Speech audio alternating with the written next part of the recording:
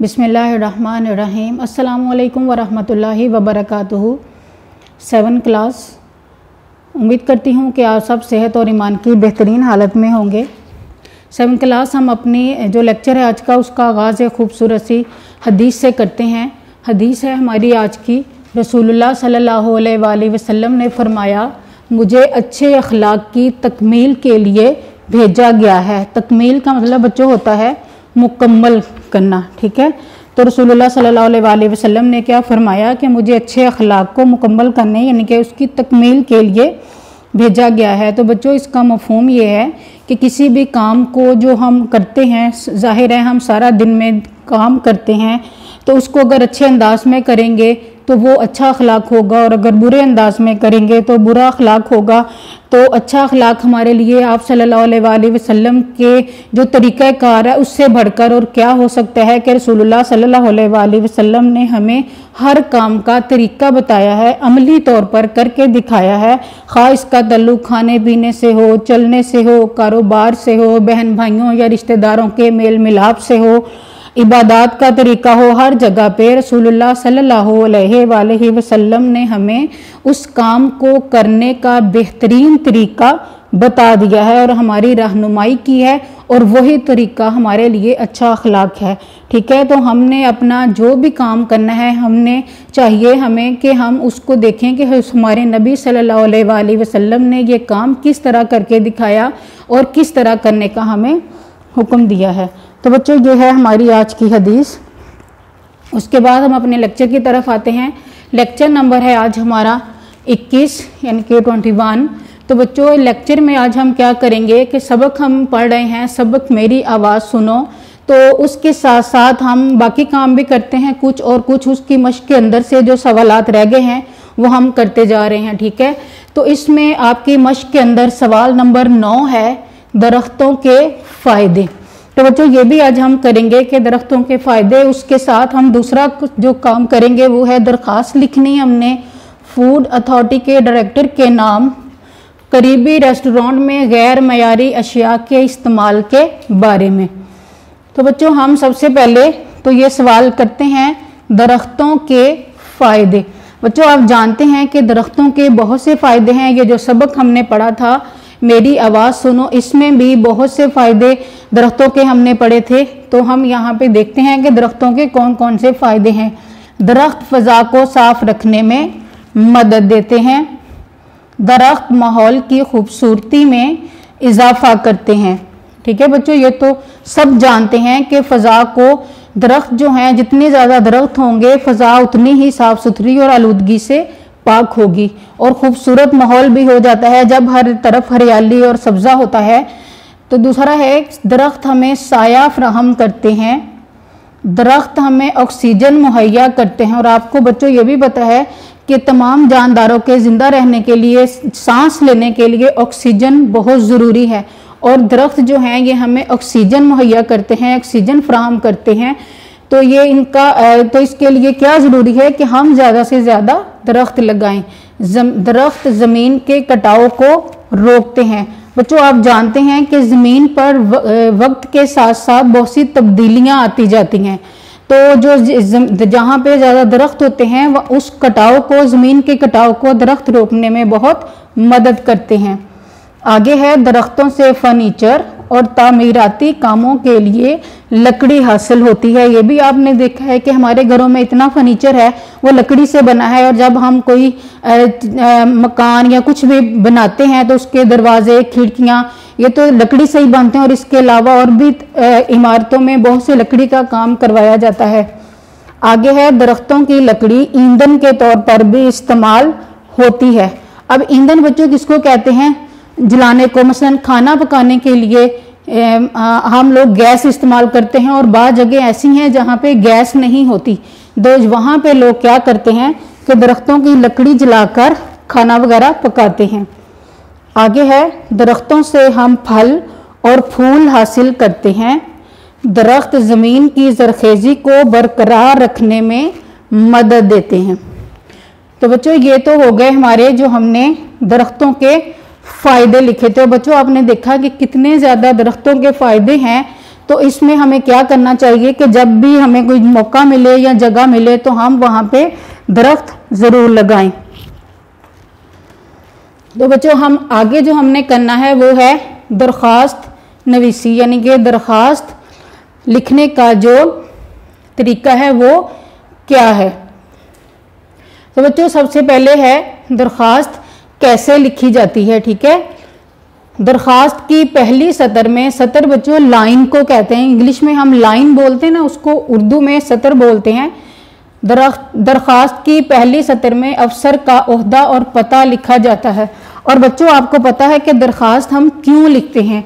बाज़ दफ़ा हमारी अपनी कोई ऐसी बात जो हम अपने अफसर को या अपने स्कूल की प्रिंसिपल तक पहुंचाना चाहते हैं, या किसी वजह से हम छुट्टी लेना चाहते हैं, या और कोई मसला है, तो उसके लिए हम अपने अफसर के नाम या अपने प्रिंसिपल के नाम दरख्वास्त लिखते हैं। और अपना जो मकसद होता है, जो भी हम कहना चाहते हैं, वो हम उस दरख्वास्त में लिख कर अफसर को दे देते हैं, तो उसको कहते हैं दरख्वास्त। तो दरख्वास्त जब लिखनी है तो उसकी पहली सतर में अफसर का ओहदा और पता लिखा जाता है कि हम किसको दरख्वास्त लिख रहे हैं और वो कौन है। नंबर 2 पे हम क्या करते हैं कि दरख्वास्त में हम औरत के लिए जनाब आलिया और मर्द के लिए जनाब आली लिखा जाता है। ठीक है, हम क्या लिखते हैं, औरत के लिए जनाब आलिया और मर्द के लिए जनाब आली लिखते हैं। आगे नई सतर से जब इस वर्ड से नीचे वाली लाइन से हम गुजारिश है लिखकर अपना मकसद बयान करते हैं, यानी कि नई सतर से गुजारिश है लिखकर अपना मकसद बयान किया जाता है। गुजारिश है लिखकर आगे हम लिखेंगे कि दरख्वास्त हम किस लिए लिख रहे हैं, वो हम वजह बयान कर देंगे सारी। मकसद बयान हो जाए तो आखिर में नई सतर से मकसद क्या मतलब कि जो हम बताना चाहते हैं या अपने अफसर को, अपने प्रिंसिपल साहब को जो हम कहना चाहते हैं, जब हम वो बयान कर चुके हैं, मकसद बयान हो जाए, तो आखिर में नई सतर से दरख्वास्त मंजूर करने की ख्वाहिश का इजहार किया जाता है। ठीक है, मंजूर करने की दरख्वाहिश का इजहार किया जाता है। उसके बाद ऐन नवाजिश होगी या हम आपके शुक्रगुजार होंगे जैसे कलमात लिखे जाते हैं। ठीक है बच्चों, उसके बाद हम क्या करते हैं, नफ्से मजमून, यानी कि जो कुछ हमने लिखना होता है, दरख्वास्त जो लिखी है उसको नफ्से मजमून भी बोल देते हैं, कि जो कुछ हमने लिखना है नफ्से मजमून के बाएं जानिब अल आरिस या दरख्वास्त गुजार लिखा जाता है। ठीक है बच्चों, यहाँ से गुजार जो है वो मुझसे मिस हो गया, मैं दोबारा लिख देती हूँ।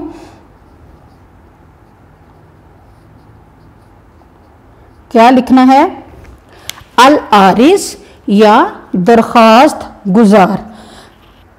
अल आरिस यानी कि दरख्वास्त लिखने वाला, और दरख्वास्त गुजार का मतलब भी वही होता है।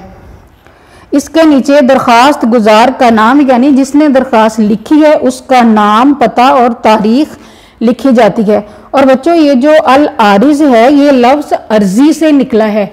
ये देखिए बच्चों, अर्जी जो है इसका मतलब भी दरख्वास्त होता है। अर्जी और दरख्वास्त दोनों का एक ही मानी है। तो बच्चों ये हमने आज पढ़े हैं कि ये तरीका दरख्वास्त कैसे लिखी जाती है। तो इसी तरीके से हम अब दरख्वास्त अपनी लिखेंगे। ठीक है बच्चों, आपने ये तरीका भी याद करना है और ये भी याद करना है कि दरख्वास्त जो है ये किस किस तरह लिखी जाती है। और बच्चों ये एक दफ़ा आपको ये दरख्तों के फ़ायदे जो हैं ये एक दफ़ा मैं पढ़ के रिपीट आपको सुना देती हूँ दोबारा, क्योंकि इसके बाद हमने इनको रेस करके अपनी दरख्वास्त लिखनी है। दरख्तों के फ़ायदे हैं, दरख्त फ़ज़ा को साफ रखने में मदद देते हैं, दरख्त माहौल की खूबसूरती में इजाफ़ा करते हैं, दरख्त हमें साया फराहम करते हैं, दरख्त हमें ऑक्सीजन मुहैया करते हैं, दरख्त ज़मीन के कटाव को रोकते हैं, दरख्तों से फर्नीचर और तामीराती कामों के लिए लकड़ी हासिल होती है, दरख्तों की लकड़ी ईंधन के तौर पर भी इस्तेमाल होती है, दरख्तों से हम फल और फूल हासिल करते हैं, दरख्त ज़मीन की ज़रखेज़ी को बरकरार रखने में मदद देते हैं। ठीक है बच्चों, ये हैं दरख्तों के फ़ायदे। और उसके बाद हमने ये दरख्वास्त लिखने का तरीका सीखा है कि दरख्वास्त किस तरह लिखी जाती है। दरख्वास्त की पहली सतर में अफसर का ओहदा और पता लिखा जाता है। उसके बाद मर्द के लिए जनाब आली, औरत के लिए जनाब आलिया लिखा जाता है। और फिर नई सतर से हम गुजारिश है लिखकर अपना जो मकसद है वो बयान करते हैं। उसके बाद आखिर में दरख्वास्त मंजूर करने की ख्वाहिश का इजहार करते हैं। उसके बाद ए नवाजिश होगी या हम आपके शुक्रगुजार होंगे लिखते हैं। और नफ्स मज़मून के बाईजानिब अल आरिस या दरख्वास्त गुजार लिखा जाता है। और उसके बाद दरख्वास्त गुजार का नाम, माँ, पता और तारीख लिखी जाती है। अब दरख्वास्त गुजार बच्चों जिसने दरख्वास्त लिखी होती है उसको कहते हैं। तो यहाँ पे हम इसको रेस करते हैं और दरख्वास्त लिखते हैं कि दरख्वास्त कैसे लिखनी है।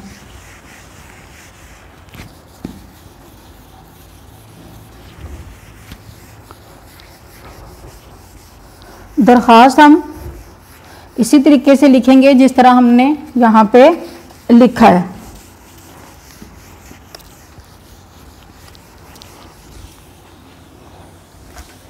इधर से भी रेस कर लेते हैं।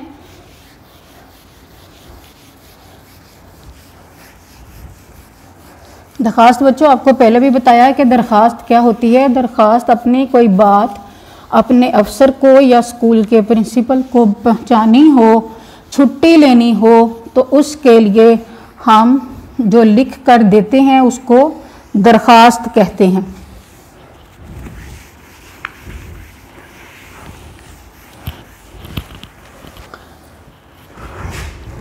दरख्वास्त लिखनी स्टार्ट करते हैं हम। यहाँ से थोड़ा सा इसको साफ कर लें।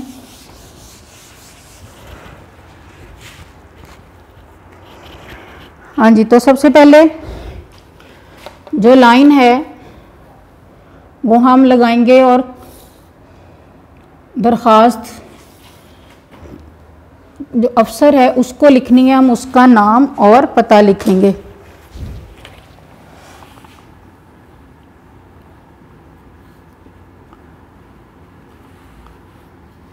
बखिदमत जनाब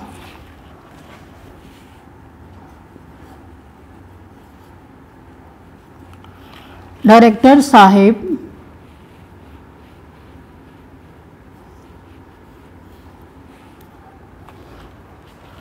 फूड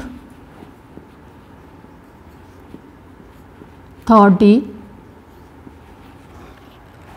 फैसलाबाद।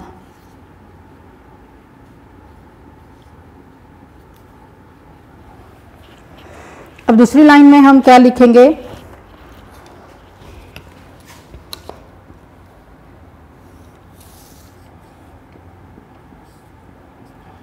जनाब आली। तीसरी लाइन में हम अपना मकसद बयान करेंगे कि हम क्या लिखना चाहते हैं। यहाँ पे मकसद बयान करेंगे कि हम दरख्वास्त किस लिए लिख रहे हैं।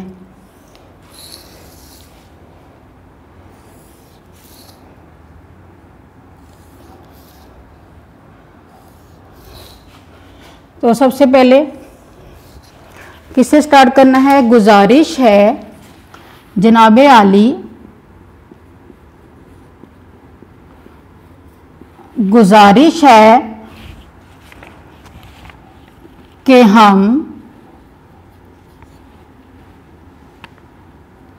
पीपल्स कॉलोनी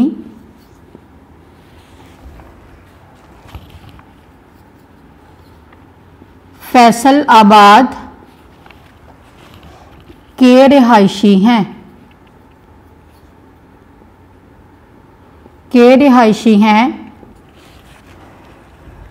हमारे करीब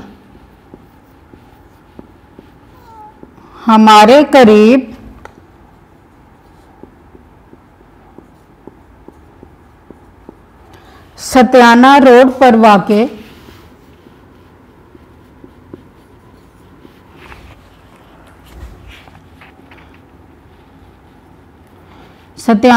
पर वाक़े रेस्टोरेंट में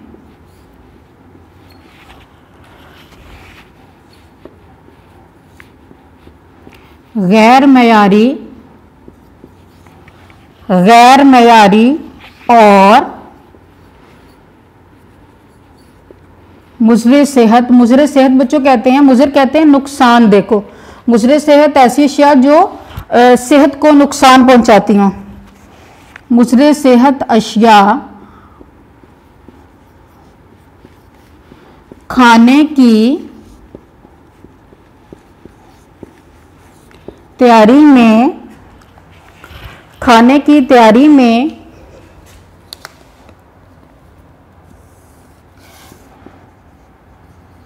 इस्तेमाल की जाती हैं।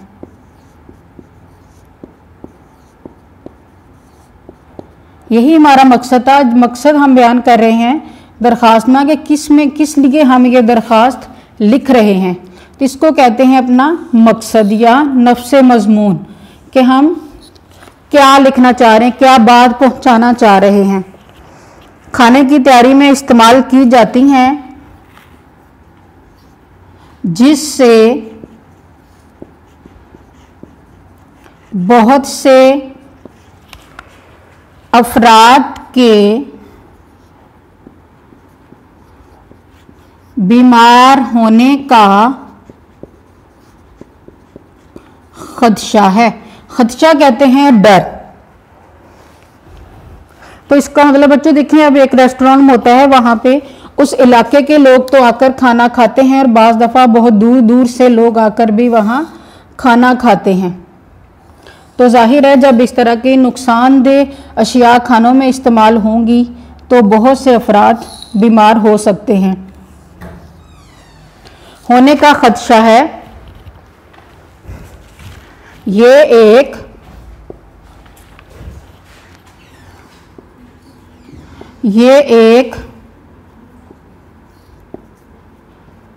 एक बहुत अहम और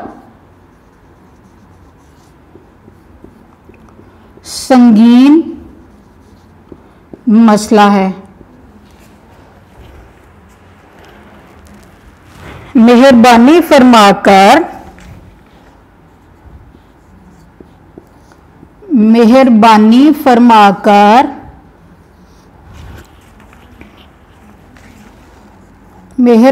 फरमाकर इस मसले का नोटिस लेकर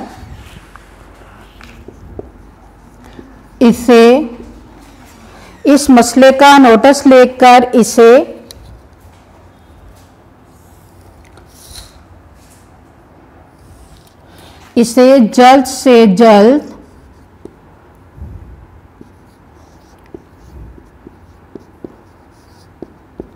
हल करवाएं। आगे क्या लिखेंगे? हम आपके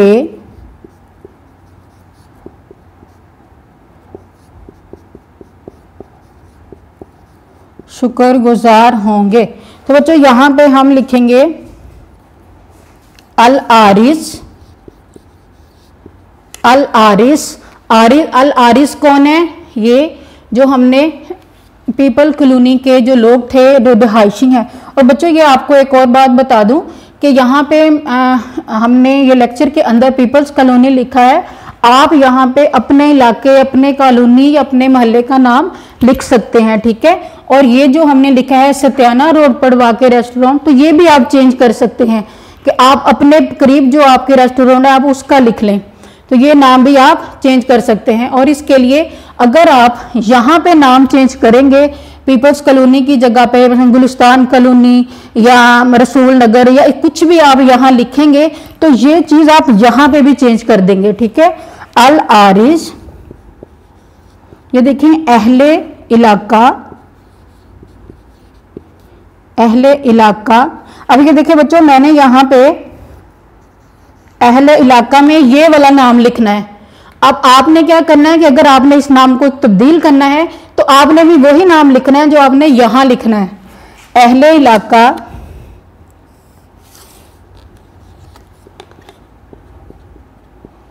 पीपल्स कॉलोनी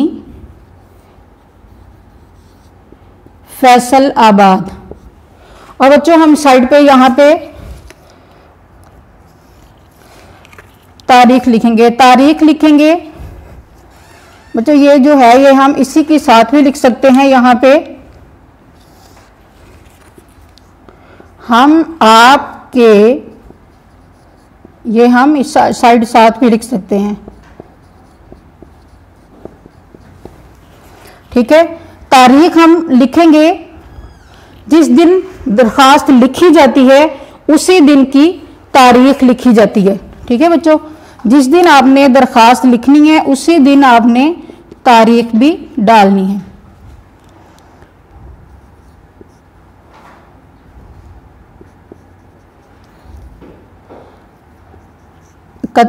अगस्त 2020। ठीक है बच्चों, ये हमने आज दरखास्त लिखी है और इसका तरीका भी सीखा है। ठीक है बच्चों, आपने भी दरखास्त लिखनी है और तरीका भी सीखना है कि दरखास्त किस तरह लिखी जाती है। तो बच्चों, हमारा यहाँ पे आज का लेक्चर जो है ये ख़त्म हुआ। आज हमने दरख्तों के फ़ायदे लिखे हैं और साथ ये दरखास्त लिखी है, फैसलाबाद फूड अथॉरिटी के डायरेक्टर के नाम लिखी है।